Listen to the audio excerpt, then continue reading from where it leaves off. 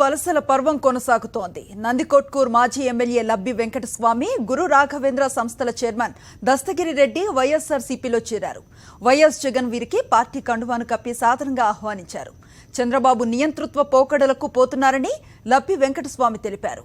YS Jagan CM అయితేనే నిరుద్యోగ సమస్య పోతుందన్నారు దస్తగిరి రెడ్డి.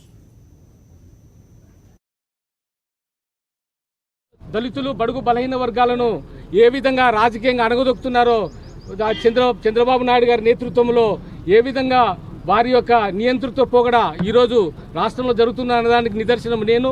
ఎందుకంటే ఒకసారి నియోజకవర్గానికి ఉండి కాంటాక్ట్ చేసిన తర్వాత కూడా నియోజకవర్గం యొక్క బాధ్యతలు వేరే గౌరవంగారెడ్డి వాళ్ళకి సంబంధించిన వాళ్ళకి ఇవ్వడము, అదంతా అతని యొక్క నియంతృత్వ పోగడకు నిదర్శనంగా భావిస్తున్నాను.